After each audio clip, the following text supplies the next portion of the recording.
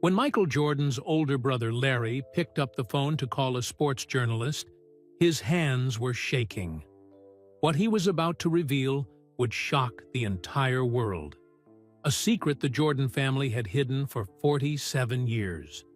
A secret so big that it would change everything we thought we knew about the greatest basketball player of all time. You see, everyone knows Michael Jordan had a brother named Larry. They played basketball together as kids, but what nobody knew was that there was a third brother, a brother named Ronnie, a brother who was supposed to be the greatest Jordan of them all. Ronnie was taller than Michael, faster than Michael, and some say even more talented than Michael. By age 16, Ronnie was already a high school basketball star. College scouts were watching him. Big schools wanted him. He was going to play in the NBA. He was going to be famous. He was going to make the Jordan family's dreams come true. The three brothers made a promise on an old basketball court in North Carolina. "Jordan brothers forever," they said. "Nothing will ever break us apart." But then, in the summer of 1978, something terrible happened. Something that destroyed Ronnie's basketball career forever. Something that broke the promise. Something that made Ronnie disappear for almost 50 years. And here's what will shock you the most. Michael Jordan's first retirement in 1993 wasn't really about baseball. The famous flu game where Michael scored 38 points while sick? That wasn't just about the flu. Michael's entire career, every championship, every shot, every moment of greatness. It was all connected to the brother nobody knew existed. Where did Ronnie go? Why did the family hide him? And what does this secret reveal about the real Michael Jordan, the man behind the legend? Stay with us until the end of this video, because when you find out what happened at the reunion between Michael and Ronnie after 47 years apart, and what Ronnie was holding in his hands when they finally met, it will bring tears to your eyes. This is not just a basketball story. This is a story about family, shame, forgiveness, and what success really means. Let's go back to where it all started. Back to that old basketball court in Wilmington, North Carolina, where three brothers used to play every single day.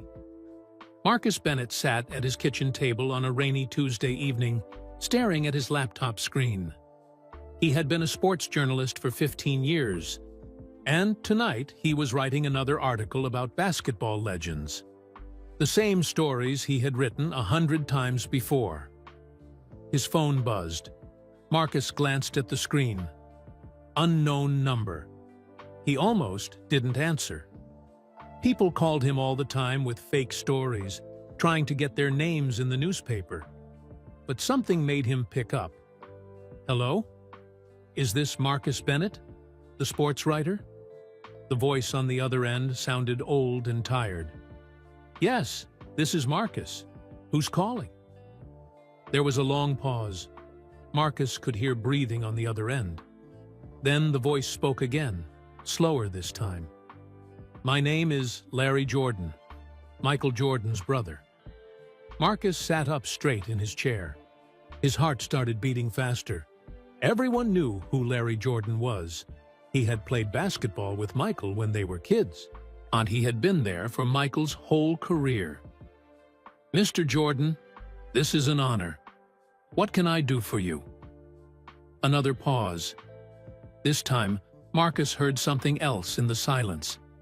It sounded like Larry was trying not to cry. "I need to tell you something," Larry said.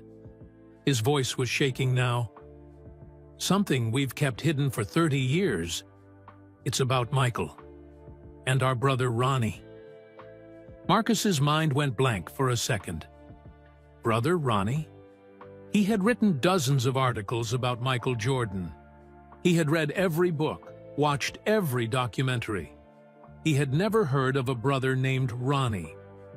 "I'm sorry, Mr. Jordan. I don't understand. Who is Ronnie?" "That's exactly the problem," Larry said. Nobody knows about him. We made sure of that. But I can't keep this secret anymore. It's eating me alive." Outside Marcus's window, rain poured down harder. Lightning flashed across the dark sky. Marcus grabbed a pen and paper with shaking hands. "What secret, Mr. Jordan?" "I can't tell you over the phone," Larry said quickly.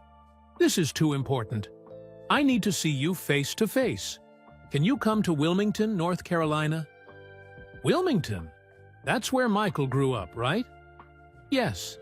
There's an old outdoor basketball court here, the place where everything started, where three brothers used to play every single day." Larry's voice cracked on the word three. "Meet me there tomorrow at noon. Come alone. No cameras, no recording devices. Just you and me." Marcus's journalist instincts kicked in. This could be the biggest story of his career. An unknown Jordan brother? A 30-year-old secret? But it could also be a prank or a scam. "Mr. Jordan, how do I know this is real? How do I know you're really Larry Jordan?" "You don't," Larry said. "You'll have to trust me. But I'll tell you this. When you get here, I'll show you proof. Pictures you've never seen. Letters nobody knows about. And I'll tell you why Michael Jordan's first retirement in 1993 wasn't really about baseball." Marcus almost dropped his pen. Michael's first retirement was one of the biggest mysteries in sports history. Michael had walked away from basketball at the peak of his career. Everyone thought it was because his father had been murdered. But Larry was saying there was more to the story. "Why now?" Marcus asked. "Why are you telling this secret after 30 years? Larry's voice became soft, almost a whisper. "Because Ronnie deserves to have his story told. Because my mother is 84 years old, and time is running out. And because Michael finally said it's okay. We're tired of hiding." Marcus looked at the rain streaking down his window. His regular article about basketball legends could wait. This was something different, something real, something that could change everything people thought they knew about the greatest basketball player of all time. "Okay," Marcus said. "I'll be there. Tomorrow at noon. The old basketball court in Wilmington."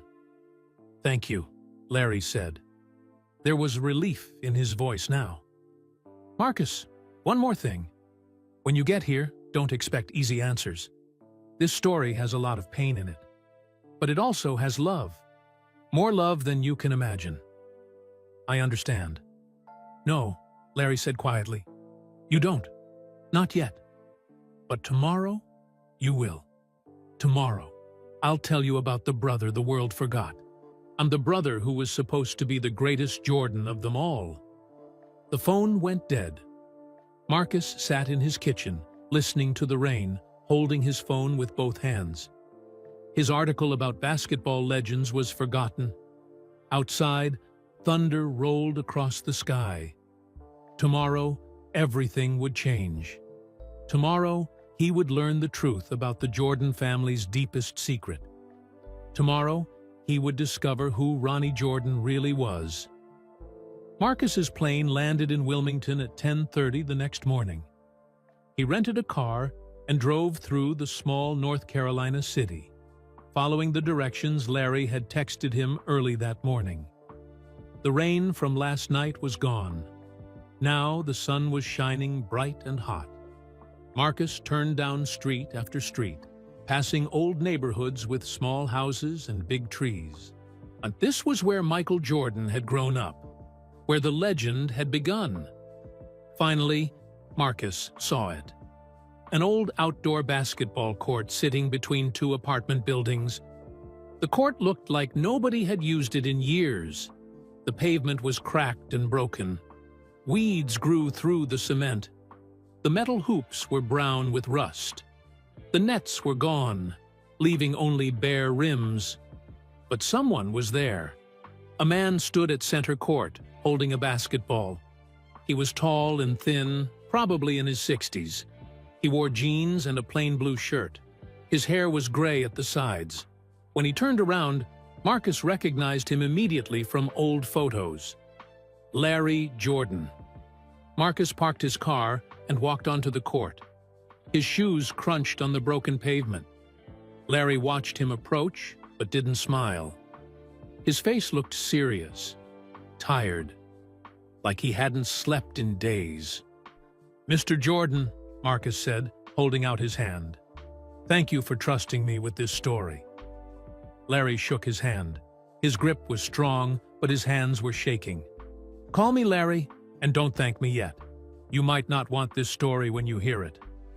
Larry started bouncing the basketball. The sound echoed off the apartment buildings around them. Bounce, bounce, bounce. It was the only sound in the quiet morning. "Before I tell you about Ronnie," Larry said, still bouncing the ball, "you need to understand what this court meant to us. This place right here, this broken, ugly court." Marcus pulled out his notebook. Larry saw it and shook his head. "Put that away. Just listen. You can write it all down later. Right now, I need you to really hear this." Marcus put the notebook back in his pocket. Larry stopped bouncing the ball. He held it against his hip and looked around the court. His eyes were distant, like he was seeing something Marcus couldn't see. "This is where three brothers played every single day," Larry said. "Not two, three. Me, Michael, and Ronnie. Every morning before school, every afternoon after homework, every weekend until the sun went down. Three brothers and one basketball." "Tell me about Ronnie," Marcus said quietly. Larry smiled for the first time, but it was a sad smile. "Ronnie was the oldest, 2 years older than me, 3 years older than Michael. He was tall, maybe 6'4" by the time he was 16. Athletic, fast, strong. But the thing about Ronnie wasn't his body. It was his heart." Larry started walking slowly around the court, running his hand along the rusty pole that held up one of the hoops. Ronnie had this smile that could light up the whole neighborhood. When he walked onto this court, people stopped to watch. He moved like poetry. That's what our mama used to say. "Ronnie moves like poetry." Michael copied everything Ronnie did.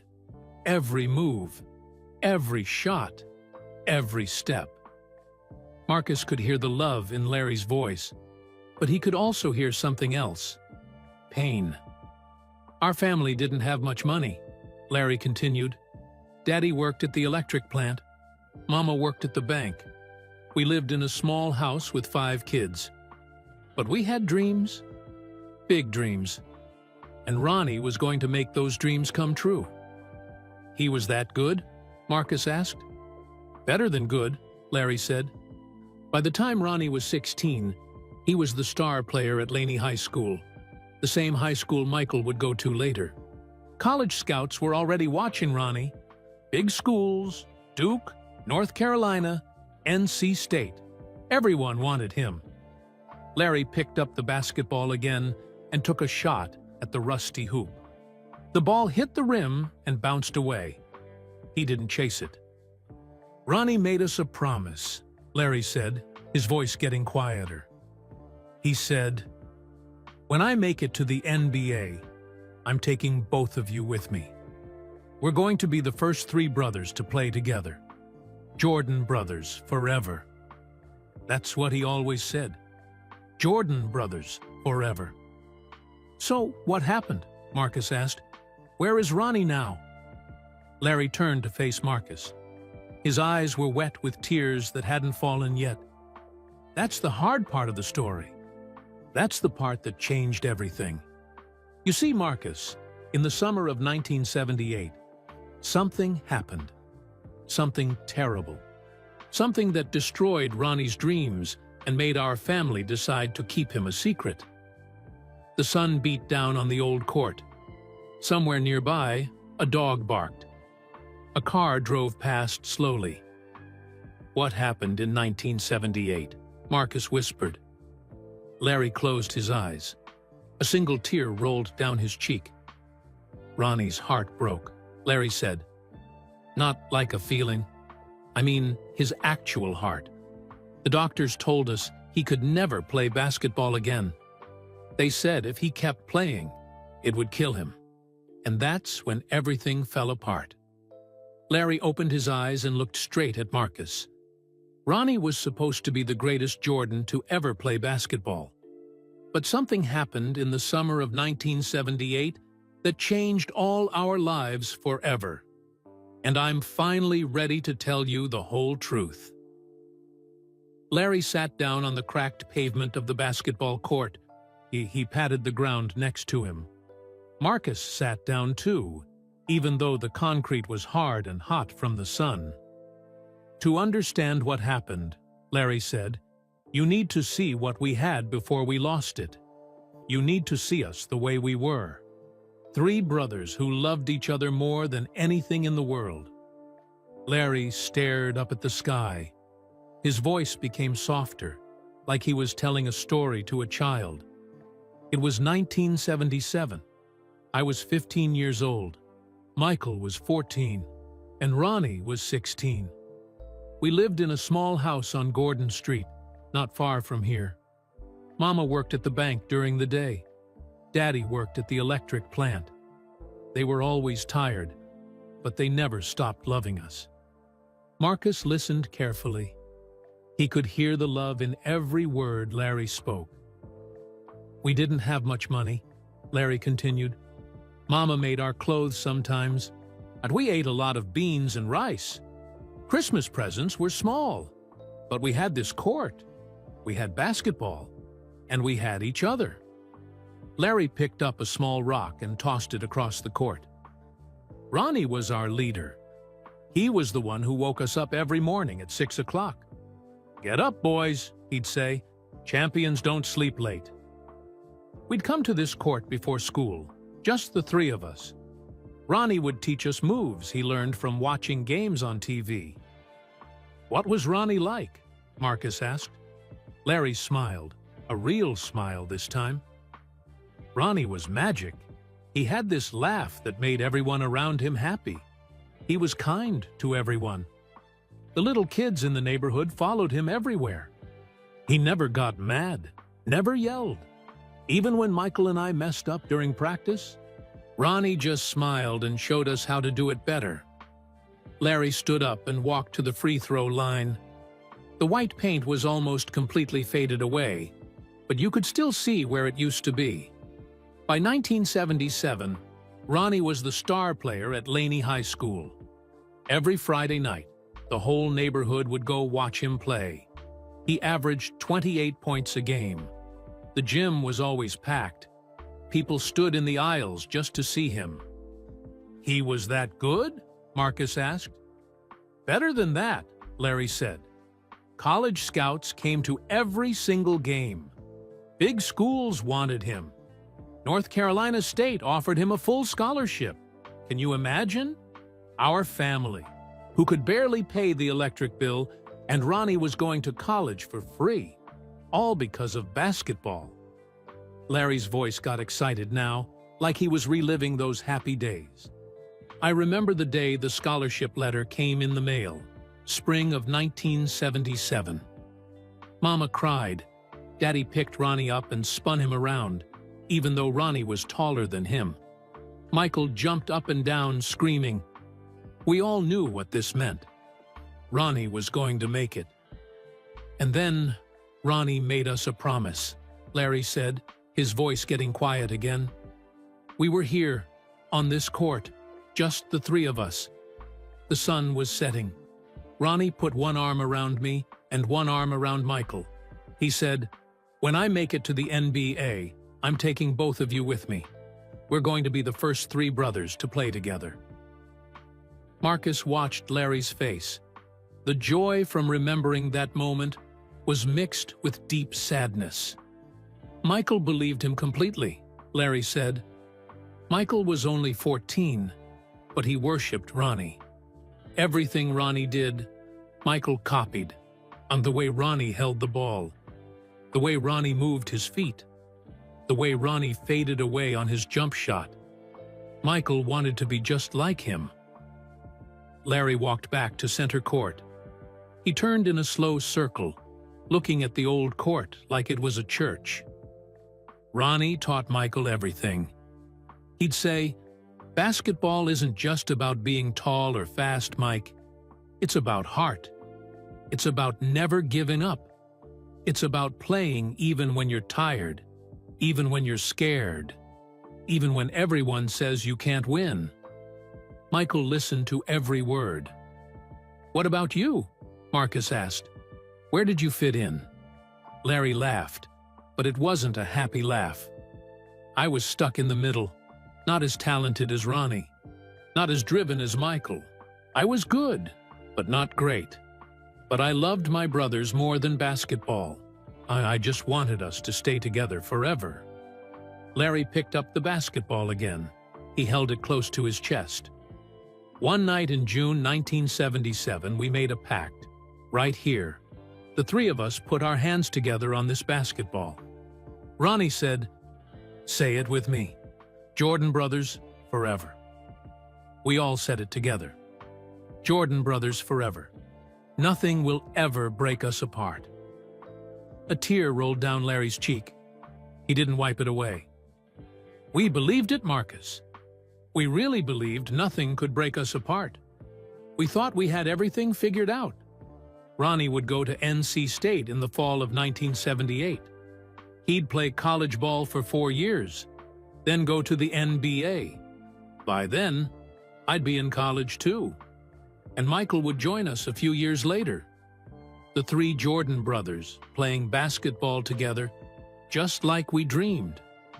Larry's voice cracked. He had to stop talking for a moment. "We spent that whole year preparing. Ronnie practiced even harder. He ran every morning. He lifted weights in the garage.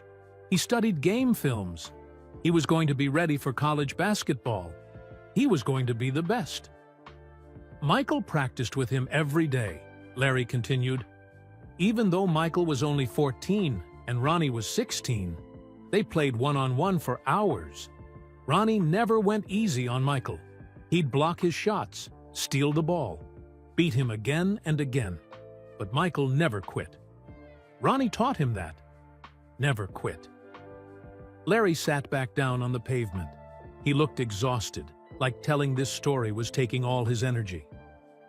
"The summer of 1978 started out perfect," Larry said.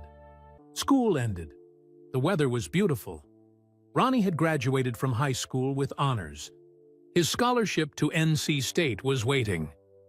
In August, he was going to move into the dorms and start his new life. Our new life. Everything was going exactly according to plan." Larry looked at Marcus with eyes full of pain. "But then July came," he whispered, "and everything changed. Everything broke. And the three Jordan brothers, who promised to never break apart, we fell to pieces." Larry stood up slowly. He walked to the edge of the court and pointed to a house across the street. "That's where we lived. That house right there. And on July 15th, 1978, in that house, our family's dream died. That's the day we found out about Ronnie's heart." Larry walked slowly toward the house he had pointed at. Marcus followed him. They stood on the sidewalk, staring at the small brick home with white shutters and a tiny front porch. "Another family lives there now," Larry said.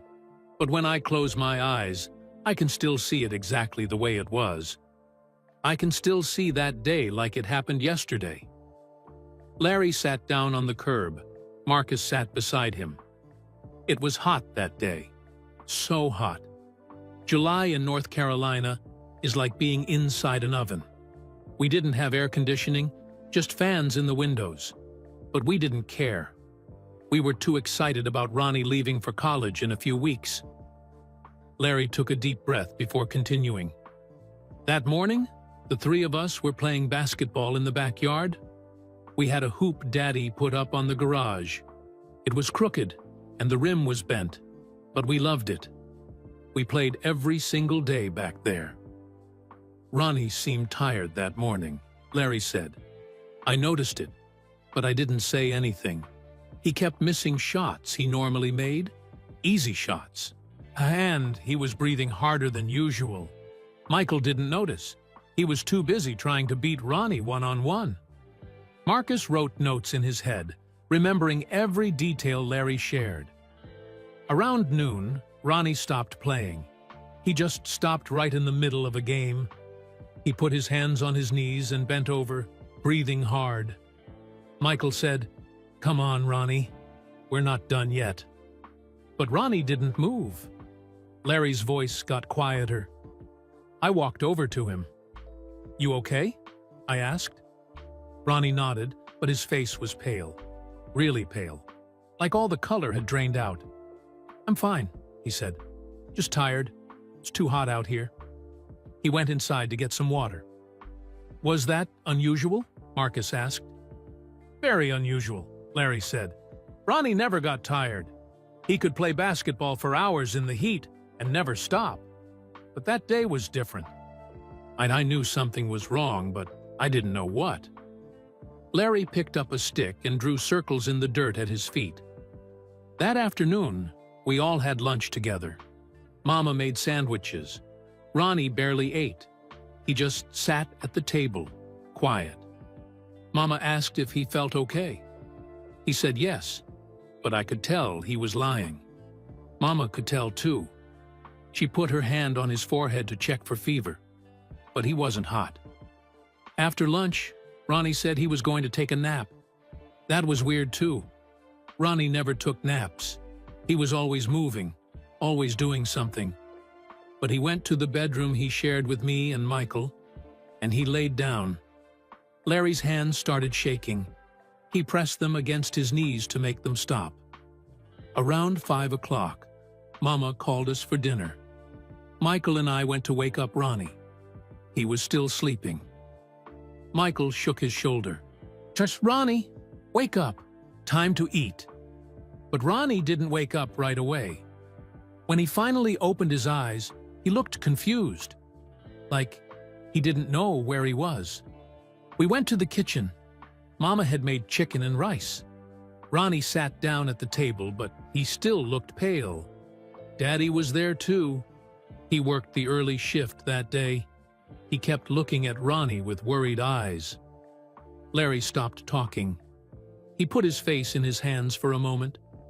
When he looked up, tears were streaming down his cheeks. "Ronnie picked up his fork," Larry said, his voice breaking. He was about to eat, and then he just collapsed. Right there at the dinner table. His head hit the table. The plate broke. Food went everywhere. Mama screamed. Michael started crying. Daddy caught Ronnie before he fell off the chair. Marcus felt his own heart beating fast as he listened. "We called an ambulance," Larry continued. "It felt like it took forever to arrive, but it was probably only 10 minutes. They put Ronnie on a stretcher. He was awake by then, but he looked so scared. I'd never seen Ronnie look scared before. Never. Mama rode in the ambulance with Ronnie. Daddy drove me and Michael to the hospital. Michael held my hand the whole way. He kept saying, 'Ronnie's going to be okay, right? Ronnie's going to be okay?' I told him yes, but I didn't know if it was true." Larry stood up and started pacing back and forth on the sidewalk. We sat in the hospital waiting room for hours. The doctors ran tests, lots of tests. They took blood. They did something called an EKG, where they put wires on Ronnie's chest. And they did x-rays. We waited and waited. Finally, around 10 o'clock at night, a doctor came out. His name was Dr. Harrison. I'll never forget his face. He looked sad, really sad. He asked to speak to our parents privately, but Mama said, "These are Ronnie's brothers. They need to hear this too." Larry stopped pacing. He looked directly at Marcus. Dr. Harrison said Ronnie had something called Hypertrophic cardiomyopathy. I didn't understand the words. None of us did. The doctor explained it in simpler terms. He said Ronnie's heart was too thick. The walls of his heart muscle had grown too big. It made it hard for his heart to pump blood the right way. Could they fix it? Marcus asked. That's what Daddy asked, Larry said. Dr. Harrison shook his head. He said there was no cure. They could give Ronnie medicine to help, but the condition would never go away. And then he said the words that destroyed everything. Larry's voice dropped to barely a whisper. Dr. Harrison said, Ronnie cannot play sports anymore. No basketball, no running, no intense physical activity. If he keeps playing basketball, the stress on his heart could kill him. He could have a heart attack on the court. He could die. The street was silent. A bird sang somewhere nearby, but it sounded far away. Michael fell to the floor, Larry said. Just crumpled. Daddy had to pick him up. Mama started crying so hard she couldn't breathe. And Ronnie. When they finally let us see him in his hospital room, Ronnie just stared at the wall. He didn't cry. He didn't talk. He just stared. Larry turned back toward the old basketball court. 3 days later, we brought Ronnie home from the hospital. North Carolina State took back the scholarship. They were nice about it, but it didn't matter. Ronnie's dream was over. Our dream was over. And everything started falling apart. Larry walked back to the basketball court. He picked up the old basketball and held it like it was something precious and fragile. The first week after we brought Ronnie home was the hardest, Larry said.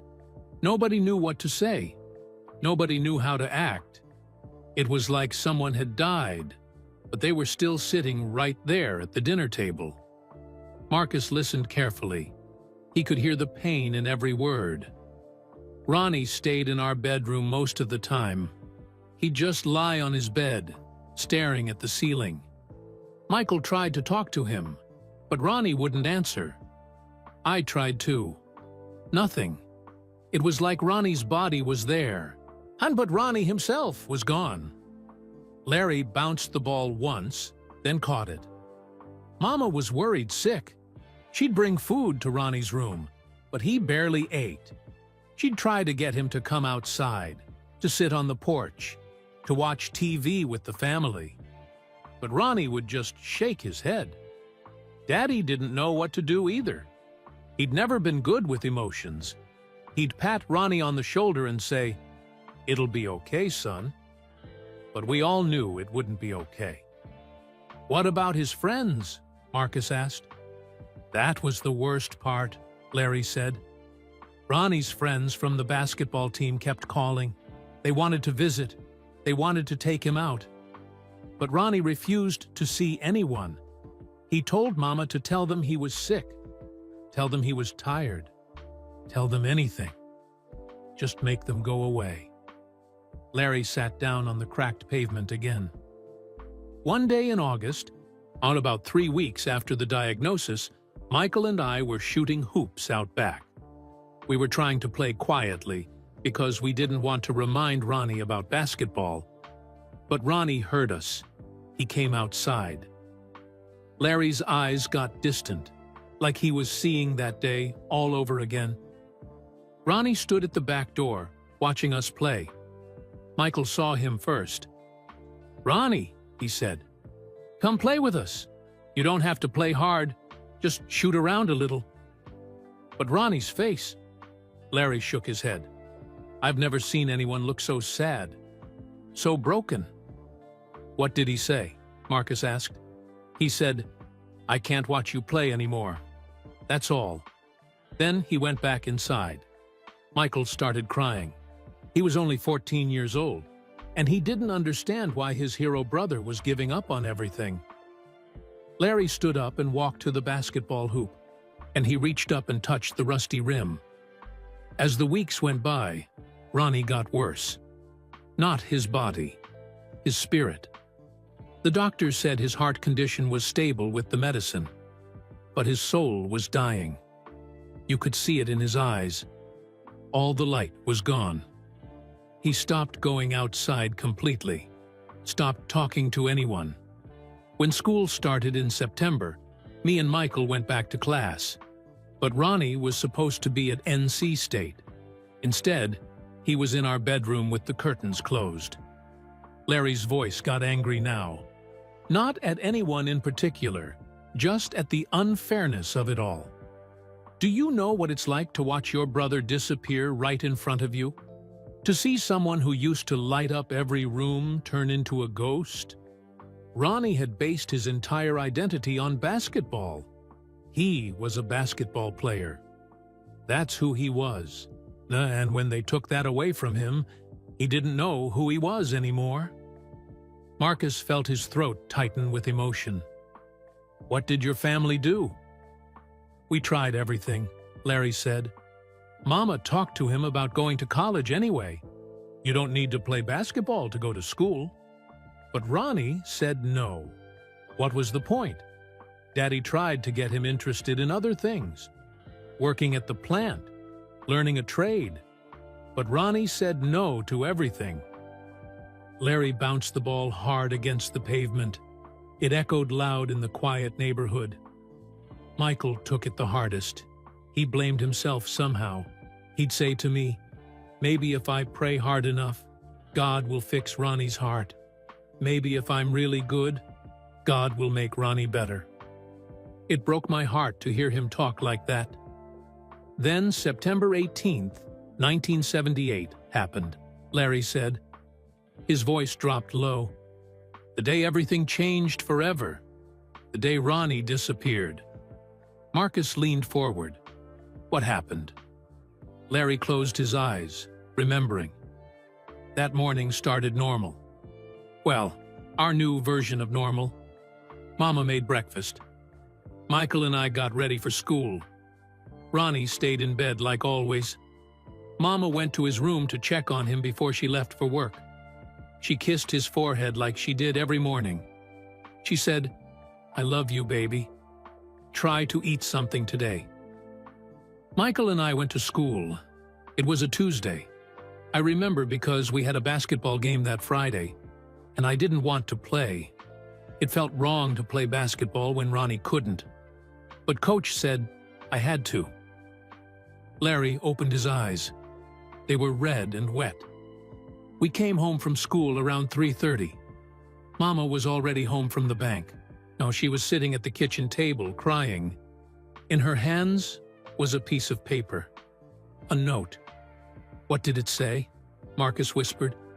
Larry's voice shook as he recited words he had memorized 47 years ago. It said, Dear Mama, Daddy, Larry, and Michael. I can't do this anymore. I can't watch my brothers live the dream that was supposed to be mine. Every time I see a basketball, I want to die.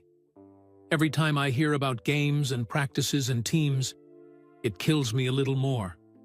I love you all so much, but I need to find my own path. I need to figure out who I am without basketball. Please don't look for me. I'll be okay. I just need time.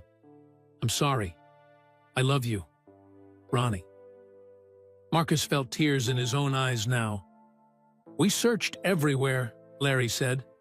Daddy called the police. They filed a missing person report.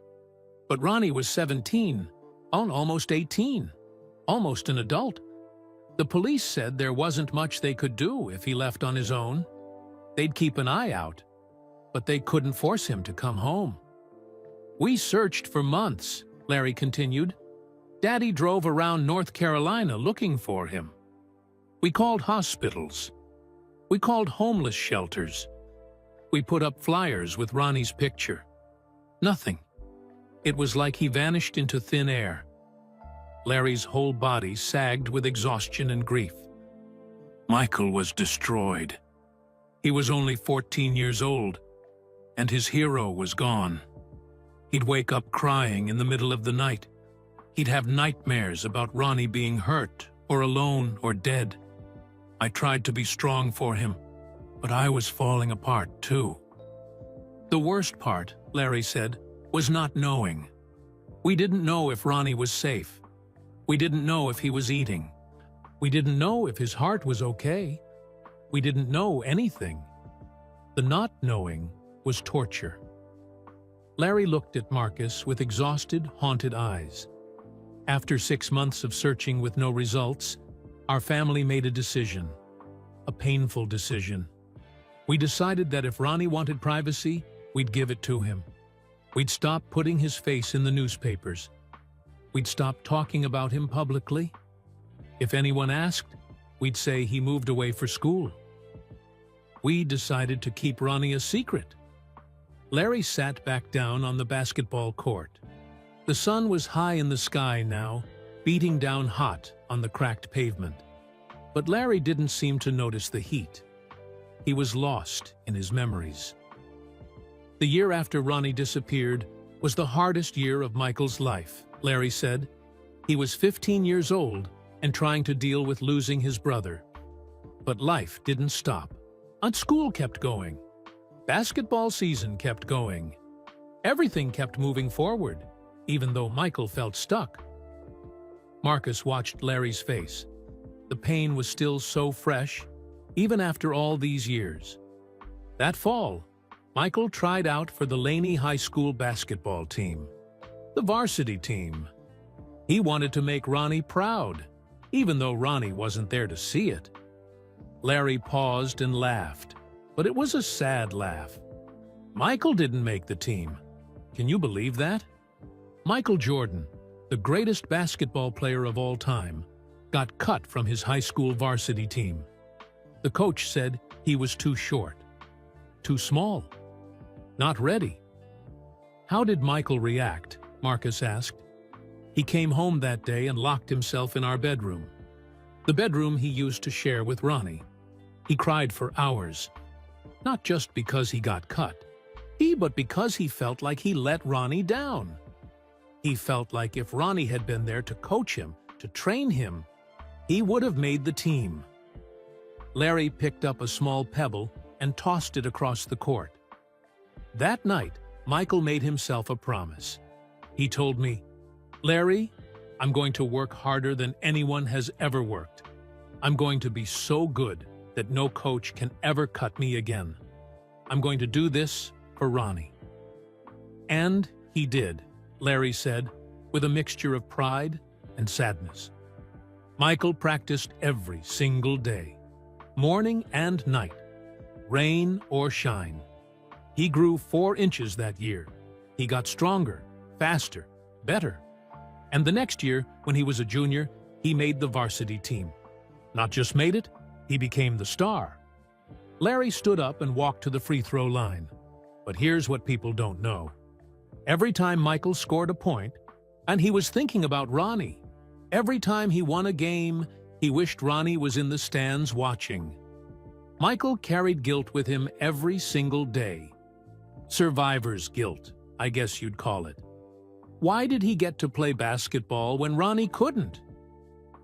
Marcus scribbled mental notes, his heart aching for young Michael. I remember one game during Michael's senior year. He scored 42 points. Everyone in the gym was cheering. After the game, I found Michael in the locker room, sitting by himself, crying. I asked him what was wrong. He said, "This should be Ronnie's moment, not mine. Ronnie was better than me. Ronnie deserved this." Larry's voice cracked with emotion. I tried to tell Michael that it wasn't his fault, that Ronnie would want him to play, that Ronnie would be proud. But Michael couldn't shake the guilt. It lived inside him like a weight he carried everywhere. When the college scholarship offers started coming in, it got worse, Larry said. University of North Carolina offered Michael a full scholarship. Dean Smith himself, the legendary coach, wanted Michael on his team. It was everything Ronnie had dreamed of. But it was happening to Michael instead. Larry walked back to Marcus and sat down beside him. The day Michael signed with UNC, Mama threw a little party. She made a cake. Daddy was so proud. But Michael pulled me aside. His eyes were red. He said, "This was supposed to be Ronnie's cake. Ronnie's party. I'm living his dream, and he's out there somewhere, alone." "Did you ever hear from Ronnie during this time?" Marcus asked. "Nothing," Larry said. "Not a single word, not a phone call, not a letter. It was like he had died, and except we couldn't even have a funeral. We couldn't grieve properly because we kept hoping he'd come back. Every time the phone rang, we hoped it was him. Every time there was a knock at the door, we thought it might be Ronnie. But it never was." Larry looked up at the sky. "I went to college too. University of Cincinnati. I played basketball there, but I was never as good as Michael. I was decent, good enough to play college ball, but standing next to Michael's greatness made me feel invisible. Just like Ronnie must have felt watching us play when he couldn't." "Did Michael talk about Ronnie at college?" Marcus asked. "All the time," Larry said. "At least to me. We'd talk on the phone once a week. Michael would tell me about his games, his classes, his life. But he'd always end the conversation the same way. Any word from Ronnie?" And I'd have to say no. Every single time. No. Larry's hands clenched into fists. In 1982, Michael's freshman year at UNC, he hit the game-winning shot in the NCAA championship game. Michael Jordan became a household name that night.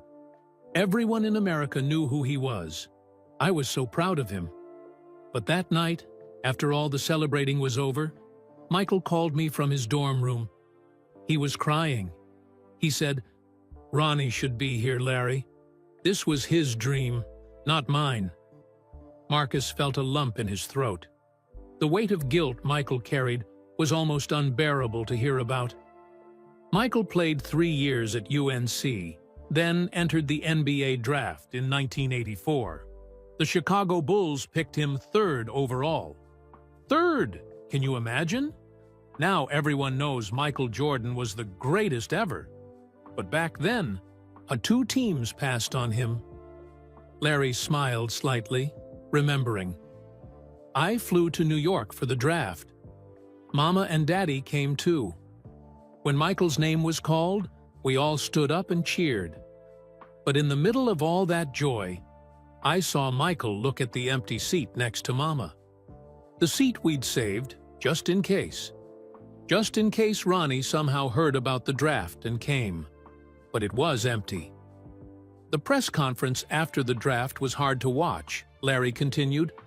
A reporter asked Michael, "Tell us about your family. Who inspired you to play basketball?" Michael's eyes found mine in the crowd. I saw the pain there. I saw him thinking about Ronnie. Larry's voice got quieter. Michael said, "I come from a family of great athletes. My brother Larry taught me everything I know. He pushed me to be better. He never let me quit. He gave me credit for things Ronnie had taught him. He couldn't mention Ronnie's name because the world didn't know Ronnie existed, so he gave me Ronnie's credit." "That must have been hard for you," Marcus said. "It killed me," Larry admitted. "Every time Michael thanked me in an interview, I felt like a fraud. I didn't teach Michael those things. Ronnie did. Ronnie was the one who showed Michael how to fade away on his jump shot. Ronnie was the one who taught Michael to never give up. Ronnie was the ghost behind all of Michael's success, and nobody knew." Larry stood up and looked at Marcus with tired eyes. "Michael chose to wear number 23. Do you know why? Ronnie wore number 45 in high school. Michael picked 23 because it's roughly half of 45. His way of saying that Ronnie was half of everything he accomplished. And that without Ronnie, he wouldn't be Michael Jordan." "That's beautiful," Marcus whispered. "It's tragic," Larry corrected, "because the person who deserved to know that never heard it. Ronnie was gone." Larry walked to his car, parked at the edge of the basketball court. He opened the passenger door and pulled out a worn leather bag. He carried it back to where Marcus sat and placed it carefully on the ground between them. "There's something I need to show you," Larry said. His hand shook as he unzipped the bag. "Something that changed everything. Something we found too late." Marcus leaned forward, watching as Larry pulled out a yellowed envelope. The paper was old and delicate, like it might crumble if held too tightly. The handwriting on the front was faded but still readable. "This arrived at our parents' house in June of 1996, Larry said softly. 23 years after we'd seen Ronnie. Michael had just won his 4th NBA championship. The Bulls had just finished beating the Seattle Supersonics. The whole world was celebrating Michael Jordan." Larry held the envelope like it was made of glass. "Mama found this in the mailbox on a Tuesday afternoon. No return address. Just our old address in Wilmington, and a postmark from somewhere in Oregon. When she saw Ronnie's handwriting, she dropped her groceries right there on the front porch. Cans rolled everywhere. She didn't care. She just stood there, holding this letter, crying." "Can I see it?" Marcus asked quietly. Larry nodded. He carefully opened the envelope and pulled out 3 pages of notebook paper. The handwriting was shaky. Like whoever wrote it had been crying or couldn't hold the pen steady. "Read it out loud," Larry said, handing the pages to Marcus. "The world needs to hear Ronnie's words. That's why I called you. That's why we're here." Marcus took the pages carefully. His hands trembled as he began to read. "Dear Mama, Daddy, Larry, and Michael," Marcus read. "I don't know if you'll ever get this letter. I've written it 100 times and thrown it away 100 times. But tonight, I watched Michael win another championship, and I can't stay silent anymore." Marcus paused, his voice already thick with emotion.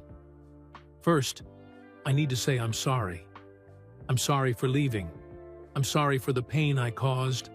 I'm sorry for being a coward who ran away instead of facing his problems. Every day for the past 18 years, I've thought about calling. Every day, I've picked up the phone and then put it down. The shame was too heavy." Larry wiped tears from his eyes as Marcus continued reading. "I want you to know that I'm okay. I'm alive. I'm healthy. Well, as healthy as someone with my heart condition can be. I followed the doctor's orders. I take my medicine. I see a cardiologist twice a year. My heart is stable. But that's not the heart that's broken. The heart that's broken is the one that beats with love for my family. The family I abandoned." Marcus had to stop and clear his throat. "I've been living in Oregon. I won't tell you exactly where because I'm not ready to come home. Maybe I'll never be ready. I work as a carpenter. I build things with my hands instead of playing basketball. It's good work, honest work, but it's not the dream. I met a woman named Sarah. She's kind and patient. She knows about my past, about my family, about basketball. We got married 2 years ago. We have a daughter. Her name is Dolores, after Mama. She's 1 year old. She has Mama's smile. I wish you could meet her. I wish she could know her grandmother. But I don't know how to cross the bridge I burned." Larry's shoulders shook with silent sobs. "I've watched every single one of Michael's games that I could," Marcus read, his own voice breaking. "Every game. I have newspaper clippings covering my garage walls. I have videotapes stacked in boxes. When Michael hit that shot to win the championship in 1982, I jumped up and down in my tiny apartment, screaming with joy. When he won his first NBA championship in 1991, I cried for 3 days straight. Cried because I was so proud. Cried because I wasn't there. The hardest part is knowing that Michael learned everything from me, and now he's giving credit to other people. I see him thank his coaches. I see him thank Larry. I see him thank everyone except the person who actually taught him how to play. But that's my fault. I left. I gave up that right. Marcus's vision blurred with tears, but he kept reading. I want Michael to know something, even if he never reads this letter. Every move he makes on the court, I see myself. His fadeaway jumper, I taught him that in our backyard. His defensive stance, we practiced that for hours on the old court. His mental toughness, I drilled that into him every single day. Michael Jordan is the greatest basketball player in the world, but he's also my little brother, and I'm so incredibly proud of him. I want Larry to know that I think about him every day. The middle brother who got stuck between Michael's greatness and my tragedy. Larry, you were always the glue that held us together. I'm sorry I broke that bond. To Mama and Daddy, I love you more than words can say. You gave me everything. You supported my dreams even when money was tight. You never gave up on me, even when I gave up on myself. Forgive me for being weak. Forgive me for running. Forgive me for choosing pain over family. Marcus reached the final paragraph. His voice was barely a whisper now. I'll be watching Michael's career until the day I die. I'll be his biggest fan from a distance. And maybe someday, when I'm braver, when I'm stronger, when I've figured out how to face my demons, I'll come home. Until then, know that I love you all. Know that you're in my thoughts every single day. Know that the Jordan Brothers promise, Jordan Brothers forever, still lives in my heart, even if I broke it with my actions. Love always, Ronnie. Marcus lowered the pages. The basketball court was completely silent except for the sound of Larry crying. By the time we got this letter, Larry said through his tears, the address on the postmark was old. We hired private investigators. We searched Oregon. We called every carpenter we could find, every Jordan in the state. We looked for 18 months. Nothing. It was like Ronnie had vanished all over again. Larry looked at Marcus with red, swollen eyes. We thought we'd lost him forever. Larry wiped his eyes with the back of his hand. He carefully folded Ronnie's letter and placed it back in the envelope, handling it like a precious treasure. For years, we lived with that letter, Larry said. We read it over and over.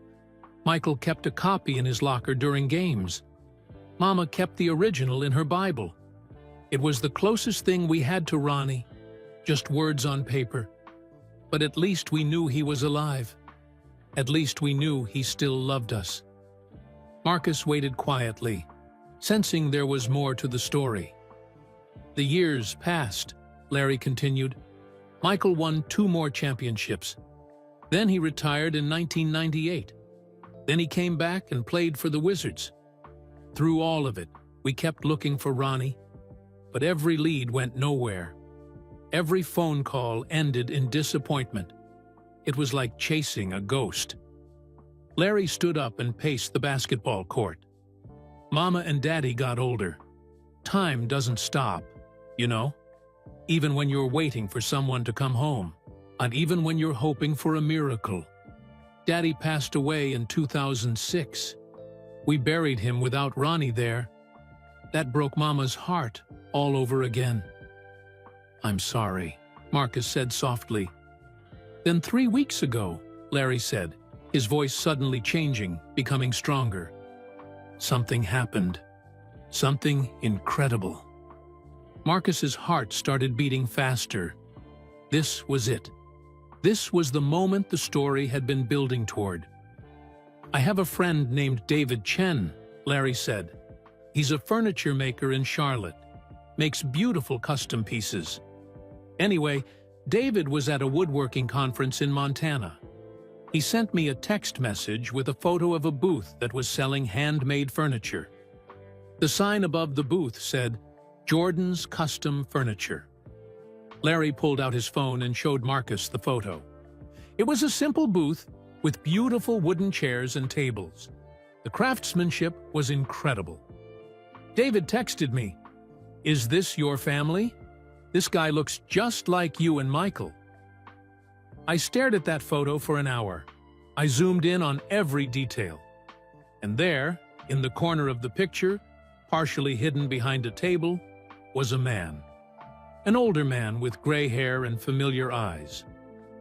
Larry's hand shook as he held the phone. I knew it was Ronnie. I knew it in my bones. I showed the picture to Michael. He stared at it for so long, not saying anything. Then he whispered, "That's him. That's our brother." "What did you do?" Marcus asked. "I got on a plane the next morning," Larry said. "Michael wanted to come, but I told him no. I needed to see Ronnie first. I needed to make sure he was really there. I needed to know if he'd even want to see us." Larry sat back down, lost in the memory. The town was called Whitefish, a small mountain town in Montana. Beautiful place. Snow on the mountains. Clean air. Quiet. The kind of place where you could hide from the world and no one would find you.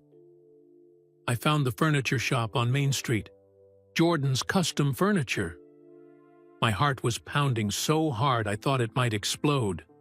I stood outside for 10 minutes, just staring at the door. 32 years. It had been 32 years since I'd seen my brother. Marcus could see the emotion washing over Larry's face. Finally, I opened the door. A bell jingled. The shop smelled like fresh wood and varnish. Beautiful furniture filled the space. Chairs, tables, cabinets. All handmade. All perfect. And behind the counter stood a man. He was 63 years old. His hair was gray. His face had wrinkles. But his eyes, those were Ronnie's eyes. Larry's voice cracked. He looked up when I walked in. Our eyes met, and I watched my brother's face go through every emotion at once.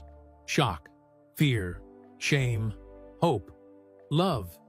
He dropped the piece of wood he was holding. It clattered on the floor. Neither of us moved. I said, "Hello, Ronnie." Just like that. Simple. Like I'd seen him yesterday instead of 32 years ago. "What did he say?" Marcus whispered. "He said, 'Larry,' just my name." Then he started crying. Big, heavy sobs. His whole body shook. I walked around the counter and I hugged him. I hugged my brother for the first time in 32 years. We stood there in that furniture shop, holding each other, crying like children. Larry wiped his eyes again. But the tears kept coming. We talked for 6 hours that day.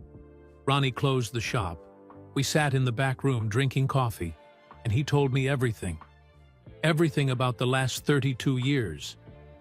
"Tell me," Marcus said. Larry took a deep breath. After Ronnie left Wilmington in 1978, he hitchhiked west. He had $300 he'd saved from a summer job. He slept in bus stations and cheap motels. He ended up in Oregon, just like the letter said. He found work at a lumber mill. Hard, physical work. But his doctor had said he could do moderate activity, just no intense sports. He lived alone for years, watched Michael's career from afar. He told me he'd stand in sports bars, watching games on TV, wanting to tell everyone, "That's my little brother. I taught him everything." But he never did, and the shame kept him silent. Larry smiled slightly.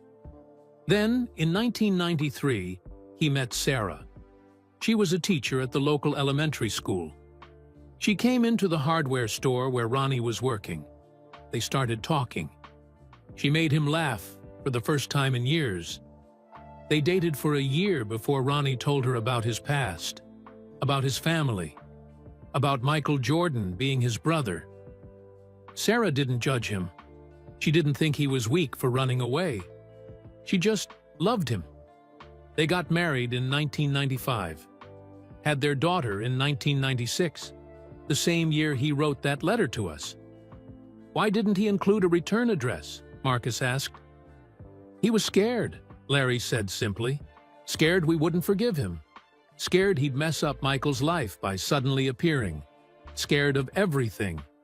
So he sent the letter with no way for us to respond. And it was his way of saying goodbye, without actually saying it. Larry looked at Marcus with intensity. But then something changed. Ronnie and Sarah moved to Montana in 2010. He started his furniture business.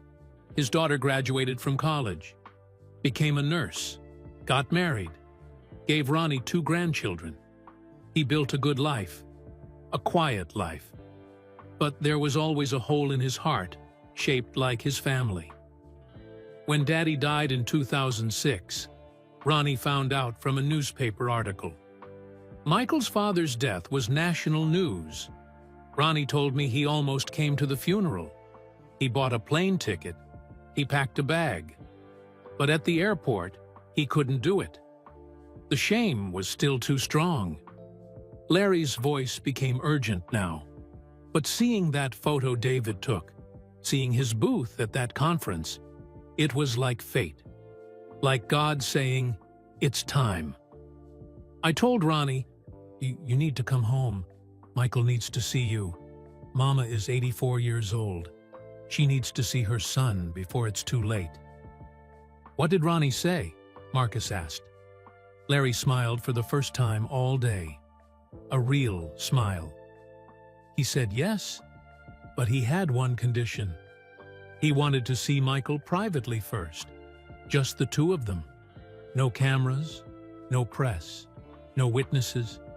He needed to know if Michael could forgive him before anything else could happen.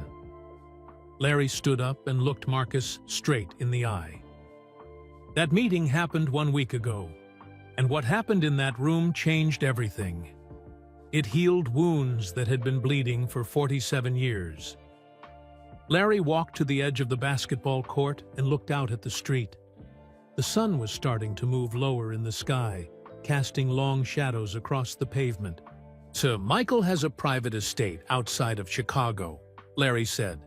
Away from the city, away from cameras, away from everyone. That's where we arranged for Ronnie to meet him.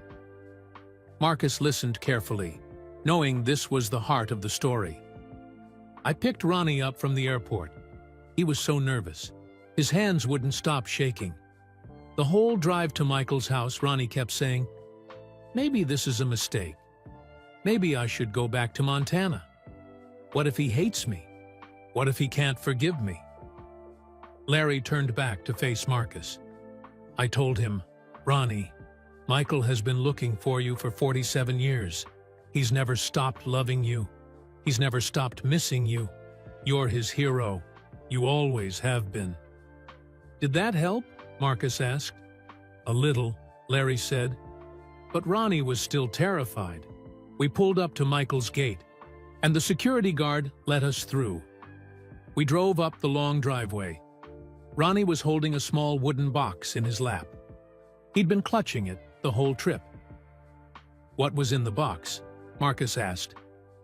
You'll see, Larry said with a small smile. That box was important. Maybe the most important thing in this whole story. Larry sat back down and continued. We parked in front of Michael's house. It's a beautiful place. Big, but not showy. That's Michael. Even with all his money and fame, he's still the kid from Wilmington at heart. Ronnie stared at the house for a long time. He did good, Ronnie whispered. Our little brother did real good. I walked Ronnie to the front door. Michael was waiting inside. I could see him through the window, pacing back and forth. He was as nervous as Ronnie. I rang the doorbell. Larry's eyes filled with tears again as he remembered. Michael opened the door, and time just stopped. The two brothers stood there, staring at each other. Ronnie was 63. Michael was 60. They'd both gotten old. But in that moment, I saw them as they used to be. Three boys on a basketball court, making promises to each other. "What did they do?" Marcus asked, his own eyes wet. "Nothing at first. They just looked. Really looked." Michael's eyes moved over every inch of Ronnie's face. The gray hair, the wrinkles, the years they'd missed. And Ronnie did the same, looking at the man his little brother had become. Larry's voice broke. Then Michael did something I'll never forget. He fell to his knees, right there in the doorway. The greatest basketball player of all time. The man who never showed weakness dropped to his knees and sobbed. Not just crying, sobbing, his whole body shaking with it. Marcus felt his throat tighten with emotion. Michael said, "I thought you were dead. All these years, I hoped you were alive, but part of me thought you were dead. I thought I'd lost you forever." His voice was so broken, so full of pain. "What did Ronnie do?" Marcus whispered. Ronnie knelt down beside him. He was crying too. He put his hands on Michael's shoulders and said, "I'm so sorry, Mike. I'm so sorry for leaving you. I'm sorry for being weak. I'm sorry for missing your whole life. I'm sorry for everything." Larry had to stop talking for a moment. The memory was too powerful. Michael grabbed Ronnie and pulled him into a hug. They knelt there on the floor, holding each other, crying. I stepped back. That this was their moment. I walked away and left them alone. "How long were they together?" Marcus asked. 4 hours, Larry said.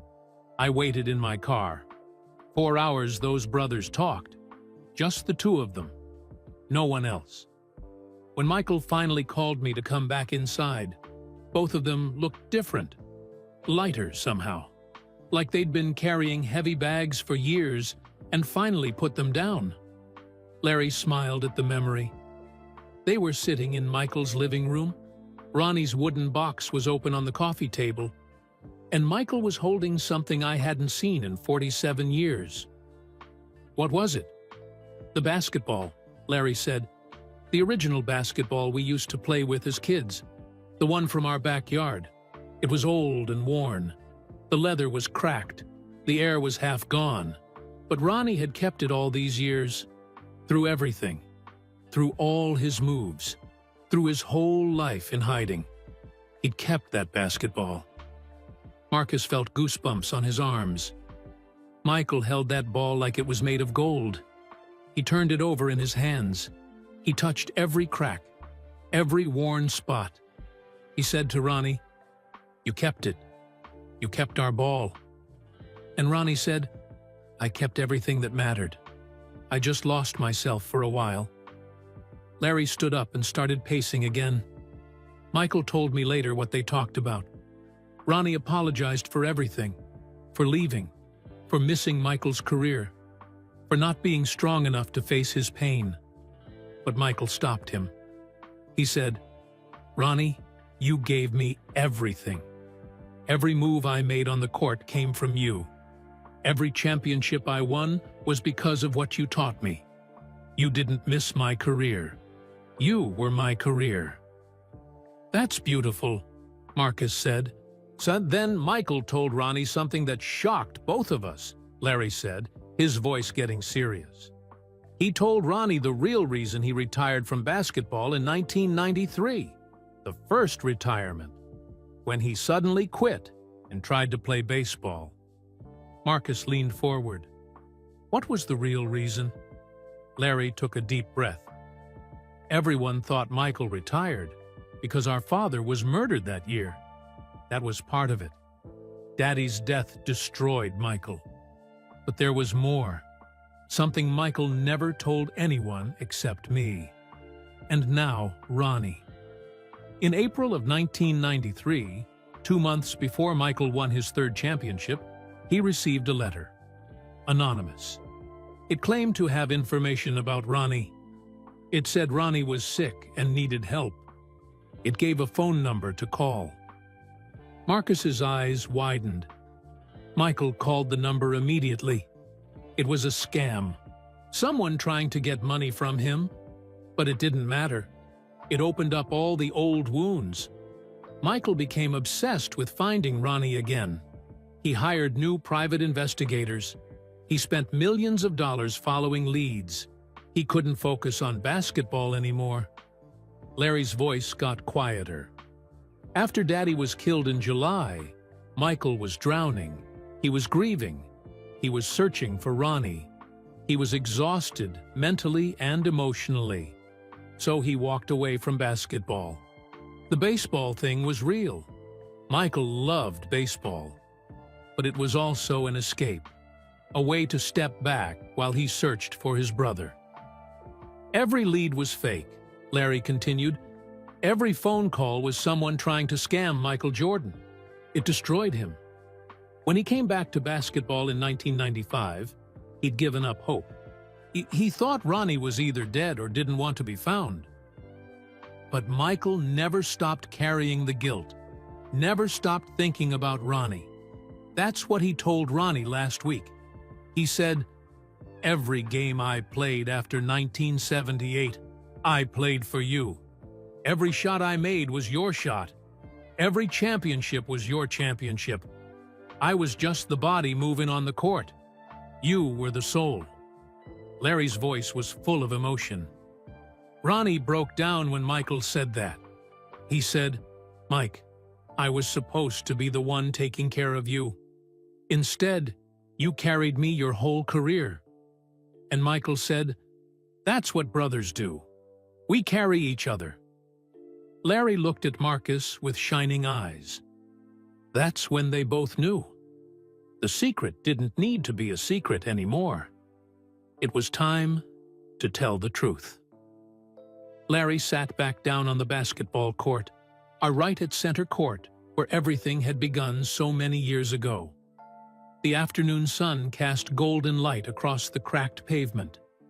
Marcus sat across from him, waiting for the rest of the story. After that meeting between Michael and Ronnie, everything changed, Larry said. The three of us sat together for the first time in 47 years. Three brothers, together again. We talked, we laughed, we cried, we remembered. "What did you talk about?" Marcus asked. "Everything," Larry said with a smile. "We talked about the old days, playing on this court, our parents, the dreams we had. But we also talked about the present. Ronnie told us about his life in Montana, about Sarah, about his daughter and grandchildren, about the furniture he makes with his hands." Larry's smile faded slightly. "But then we had to talk about the hard stuff, and about why we're telling this story now, about why we're breaking 47 years of silence." "Why now?" Marcus asked. Larry looked directly at Marcus. "Because our father is gone. He died in 2006 without ever seeing Ronnie again. That guilt lives with all three of us every single day. We waited too long.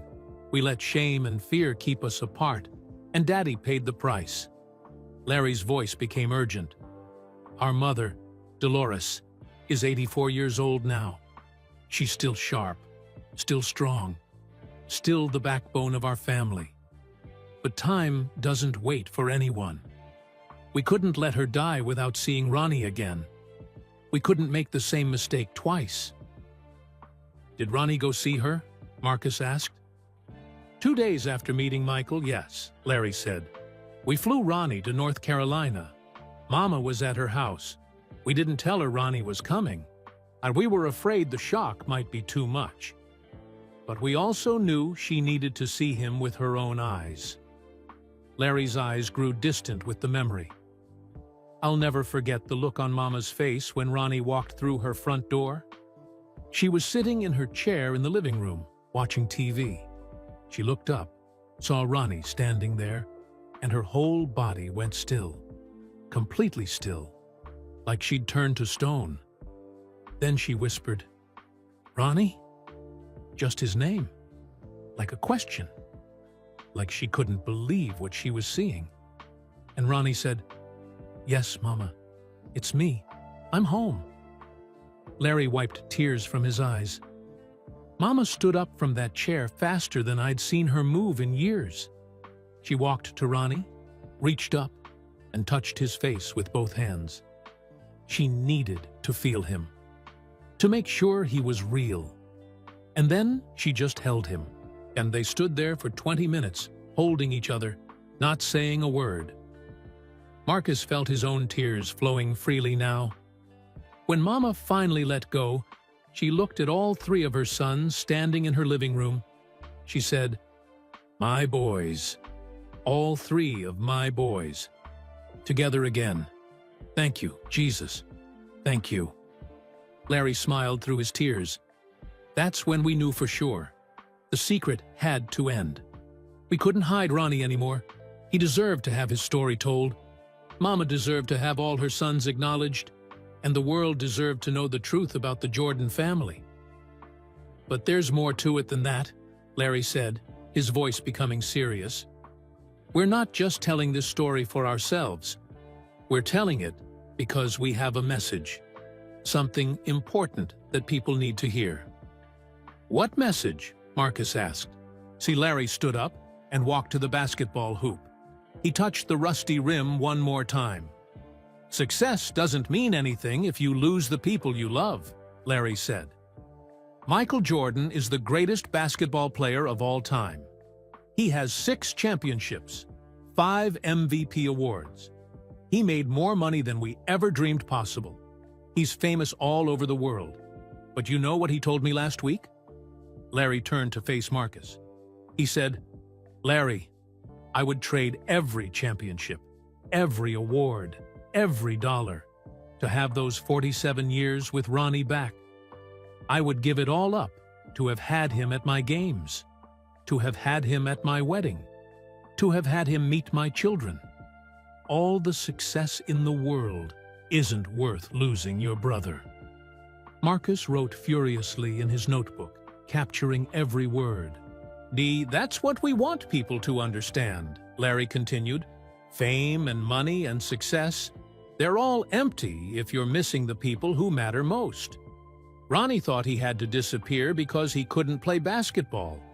He thought his worth was tied to being an athlete. He was wrong." Larry's voice grew passionate. "Ronnie was valuable because he was Ronnie, not because of what he could do with a basketball. He was valuable because he was a son, a brother, a husband, a father, a grandfather. Those things mattered more than any game ever could." "We let shame keep us silent for 47 years, Larry said. "We were ashamed that Ronnie had a heart condition, ashamed that he ran away, ashamed that our family wasn't perfect. So we hid him. We pretended he didn't exist. And that shame stole decades from us." Larry walked back to Marcus and sat down. "There's one more thing," Larry said quietly. "One more secret that needs to be revealed. The biggest one of all." Marcus's heart raced. After everything he'd heard, there was still more?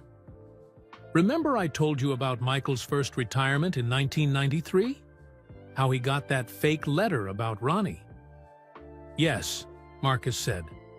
"Well, there's more to that story," Larry said. "Michael didn't just retire to search for Ronnie. The famous flu game in the 1997 NBA Finals, when Michael scored 38 points while supposedly sick with the flu?" Marcus nodded. Every basketball fan knew about that legendary game. "Michael wasn't just sick that night," Larry revealed. "The night before that game, Michael received another lead about Ronnie. Someone called claiming to have seen him in Nevada. Michael spent the whole night on the phone with investigators trying to track it down. He didn't sleep. He barely ate. He was emotionally destroyed when the lead turned out to be fake. Again." Marcus's mouth fell open. "So when Michael walked onto that court, for Game 5 of the finals, he was physically sick, yes. But he was also carrying the weight of another failed search for his brother.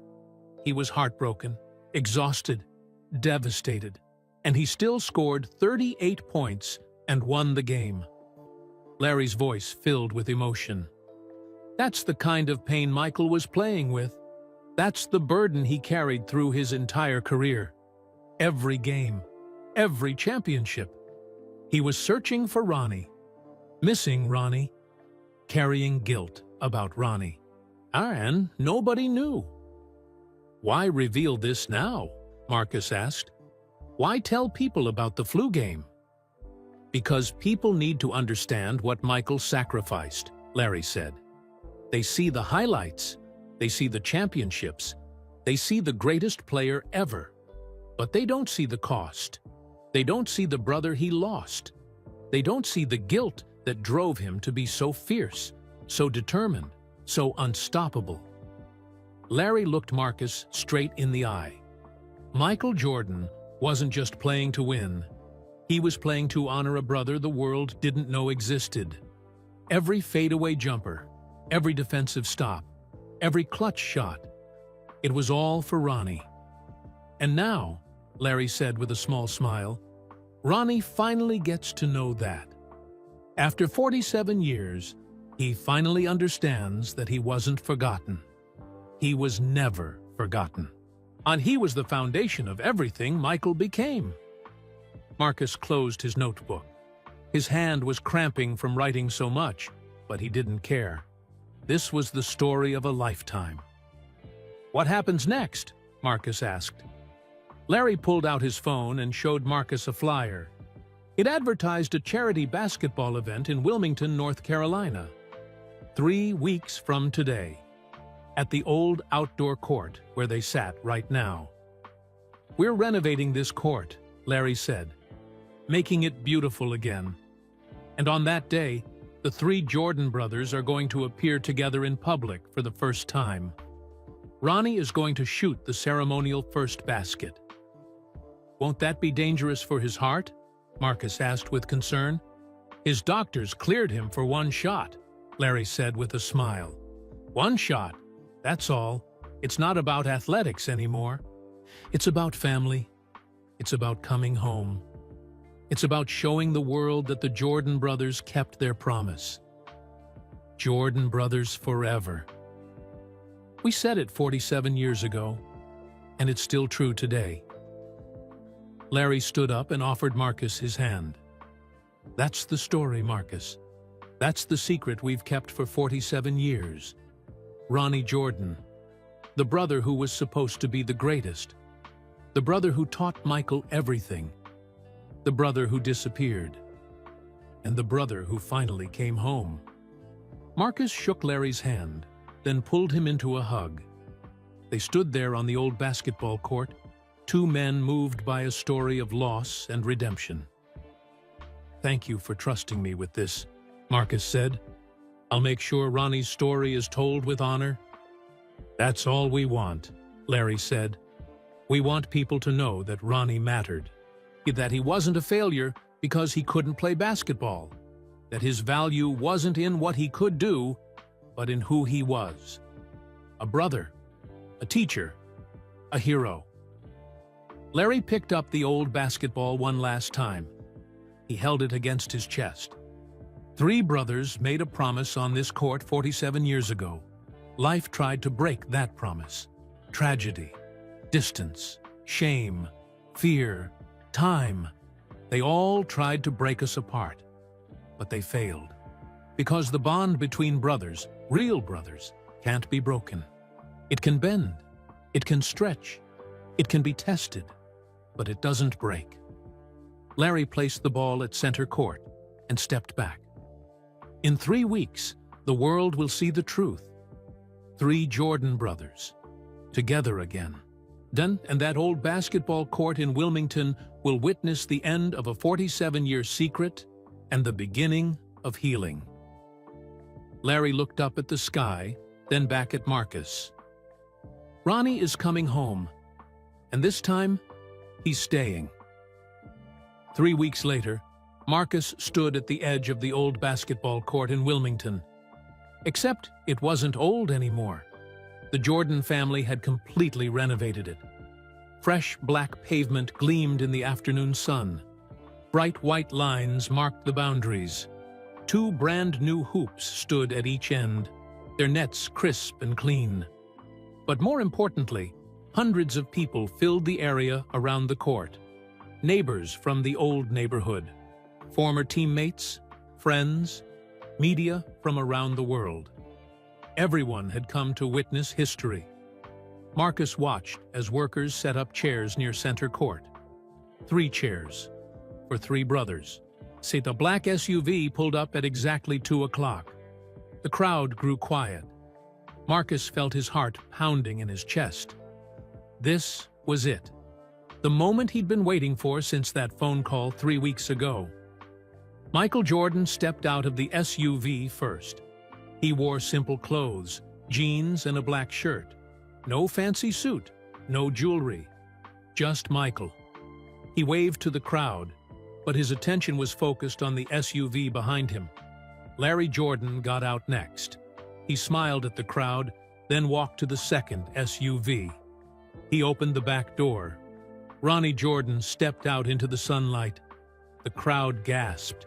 Many people started crying immediately, because even though most of them had never heard of Ronnie Jordan before Marcus's article was published last week, they'd all read his story. They all knew what this moment meant. Ronnie looked nervous. His hands shook as he stood there, facing hundreds of strangers. He wore jeans and a blue button-down shirt. His gray hair was neatly combed. His eyes, those Jordan eyes, scanned the crowd with uncertainty. Then Michael walked over and put his arm around Ronnie's shoulders. Larry did the same on the other side. The 3 brothers stood together, and the crowd erupted in applause. Marcus wiped tears from his eyes as he watched them walk onto the renovated court. Together. The way they were always meant to be. A microphone stood at center court. Michael walked to it first. The crowd quieted down. "Thank you all for coming," Michael said. His voice was strong but emotional. "Today is about family. It's about second chances. It's about forgiveness. And it's about a brother the world should have known about 47 years ago." Michael turned and gestured to Ronnie. "This is Ronnie Jordan, my older brother, my first coach, my hero, the man who taught me everything I know about basketball, the man who made me believe I could be great, and the man I've missed every single day for 47 years." The crowd applauded. Ronnie's eyes filled with tears. "I won 6 NBA championships," Michael continued, "but standing here today with both my brothers means more to me than all 6 rings combined. This is what winning really looks like. This is what success really means. Family." Michael stepped back from the microphone. Larry walked forward. "Our family kept a secret for too long," Larry said. "We thought we were protecting Ronnie. We thought we were doing the right thing. But secrets don't protect people. They just create more pain. Today, we're done with secrets. Today, the Jordan family is complete again." Larry looked at Ronnie with love. "Ronnie, you were never a failure. You were never less than. Your worth was never tied to a basketball. You were always enough, just as you were. We should have told you that 47 years ago. I'm telling you now, you are enough. You always have been." The crowd stood and applauded. Many people were crying openly now. Finally, Ronnie stepped to the microphone. His hands trembled as he gripped it. He looked out at the crowd, then down at his feet. When he looked up again, tears streamed down his face. "I ran away because I thought I had nothing to offer," Ronnie said quietly. "I thought if I couldn't be a basketball player, I was nobody. I was wrong. I was so wrong. His voice got stronger. To everyone out there who feels like they failed, to everyone who feels like they're not enough because they didn't achieve their dreams, to everyone carrying shame about who they are or what happened to them, I want you to hear this. Your worth is not in what you do. It's in who you are. You are loved. You are valuable. You are enough. The crowd was completely silent, hanging on every word. I missed 47 years with my family because of shame. Don't make my mistake. Don't let shame steal your life. Come home. Whatever home means for you. Come home. Ronnie stepped back from the microphone. Michael handed him a basketball. Not the old one from their childhood. That one was safe in a display case at Mama's house. This was a new ball. Brand new. Representing a new beginning. The three brothers walked together to the free throw line. Dolores Jordan sat in a wheelchair at the edge of the court, watching her three sons with joy radiating from her face. Michael and Larry stepped back. Ronnie stood at the line alone, holding the ball. His hands shook. Sweat beaded on his forehead. This is for every dream that didn't come true, Ronnie said loudly enough for everyone to hear. This is for every person who feels broken. This is for second chances. He bent his knees. The crowd held its breath. Ronnie looked at the basket. Then he looked at Michael and Larry. His brothers nodded at him. Jordan brothers forever, Michael said. Jordan brothers forever, Larry echoed. Jordan brothers forever, Ronnie whispered. He shot the ball. It seemed to move in slow motion. Up, up, up into the air. The perfect arc. Spinning backward. Everyone watching. Time suspended. The ball hit the back of the rim, bounced up, hit the front of the rim, bounced again, rolled around the rim once, twice, and dropped through the net. The crowd exploded. People jumped to their feet, cheering and crying. Michael and Larry rushed to Ronnie, wrapping him in their arms. The three brothers held each other, laughing and crying at the same time. Marcus watched through his own tears as Dolores Jordan was wheeled onto the court. Her three sons knelt before her. She touched each of their faces with trembling hands, the way she used to when they were boys. My boys, she said, her voice breaking. All my boys, finally home. The sun shone down on that renovated basketball court in Wilmington, North Carolina. The place where three brothers once made a promise, and the place where dreams began and were broken and were rebuilt. Marcus pulled out his notebook and wrote the final line of his story. On that old basketball court in Wilmington, three brothers made a promise as children. 47 years later, through pain and loss and shame and hope, they finally kept it. Jordan brothers forever. Nothing will ever break them apart again. If this story touched your heart, let us know where you're watching from in the comments below. Are you from North Carolina, Chicago, or somewhere else in the world? We'd love to hear from you. And if you believe in the power of family, forgiveness, and second chances, please hit that like button and subscribe to our channel. Together, we can spread kindness and remind people that it's never too late to come home. Don't forget to click on the video appearing on your screen right now for another incredible true story that will move your heart. Thank you for watching, and remember, you are enough, just as you are.